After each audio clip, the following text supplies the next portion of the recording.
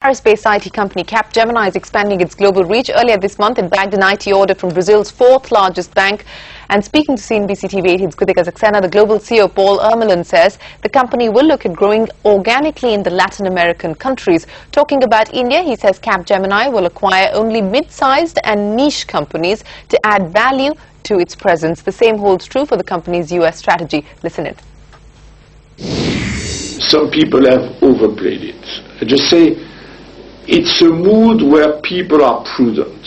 It doesn't mean they have no appetite. On the contrary, they have appetite for big cost-cutting programs that imply IT efficiency, so that could work. And they have some appetite for technology. But people overall are uncertain. Thus, they will tend to slice what they order into small pieces. But with most of our customers, I find a reasonable appetite. So let's not be too pessimistic. Can I add that Europe is not one? Northern Europe, I see a lot of energy and, I wouldn't say enthusiasm, but frankly, I would repeat the word appetite.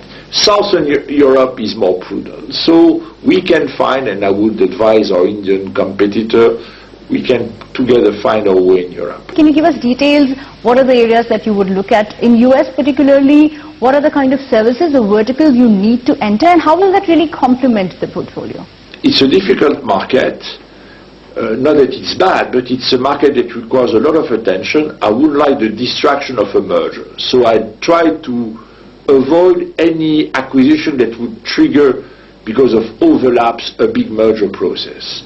So we only look at small and medium, but mainly small acquisition that help us accelerating our course in a new domain.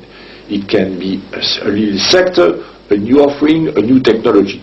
Any chance of looking at acquisitions in India? Because in India there are several IT and BPO companies that are on the block that have a global presence. Would it make sense to probably make an acquisition there? There are countries where we can grow organically, and today, after what we did in Brazil, we mainly will cover Latin America organically.